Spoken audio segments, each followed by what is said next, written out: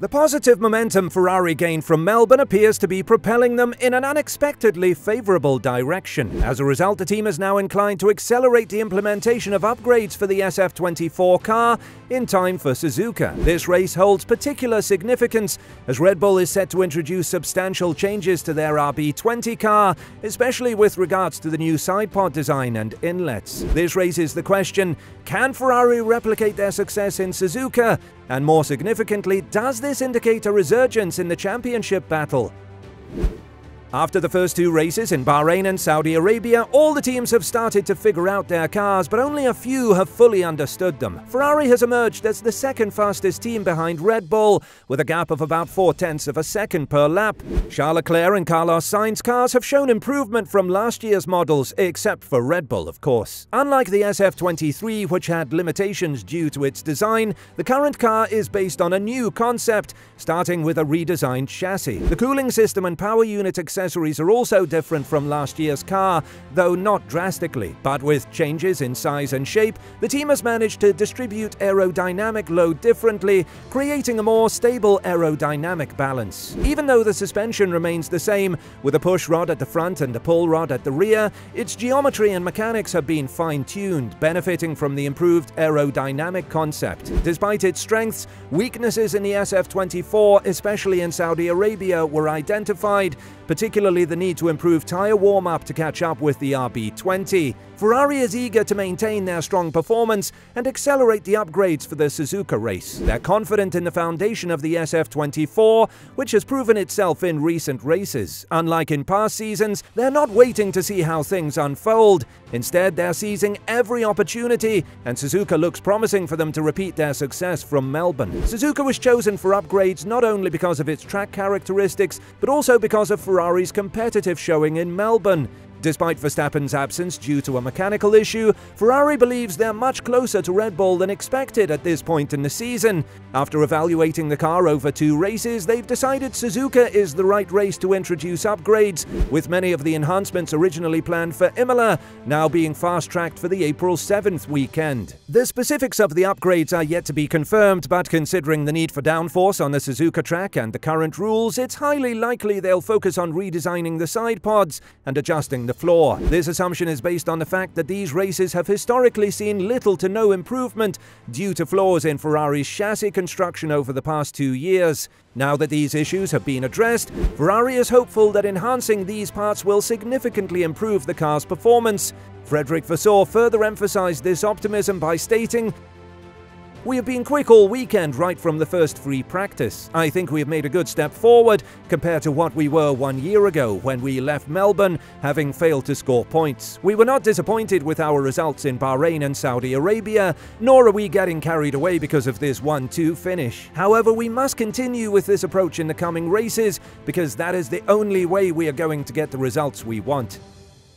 It's worth noting that even if Verstappen had raced, Ferrari would have given him a challenge, likely keeping him occupied due to their improved tyre wear in Melbourne. This improvement was acknowledged by Red Bull as well.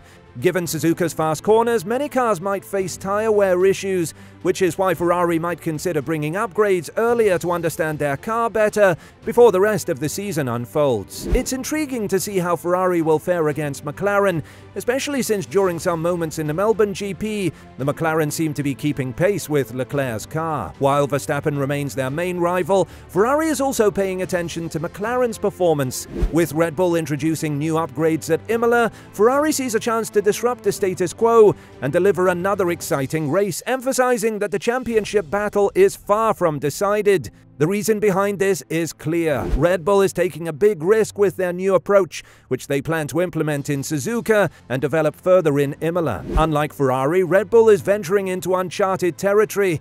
Adrian Newey has openly expressed concerns about the new design, suggesting it could lead the team astray because they felt pressured to change due to the success of their previous car. Ferrari, on the other hand, has a better grasp of their platform now.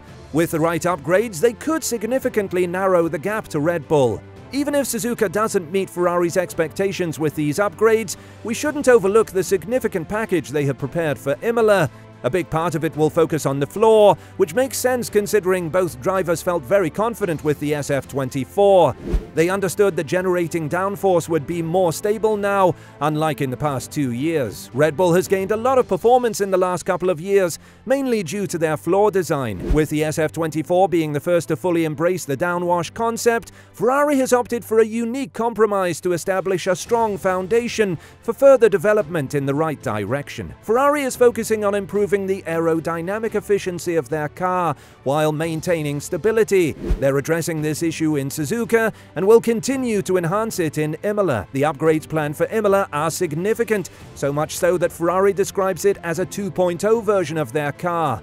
They're making extensive changes to the body and various parts of the vehicle. The introduction of large DRS areas, facilitated by new rear wings, will further boost the car's aerodynamic performance. This is crucial because it allows Ferrari to make substantial advancements without concerns about potential obstacles hindering the effectiveness of these upgrades. Certainly, Mercedes is grappling with a significant challenge. Their car's performance in wind tunnel tests doesn't match what they see on the track. Fortunately for Ferrari, they've managed to avoid this problem due to the competitive nature of their newly designed W15 car.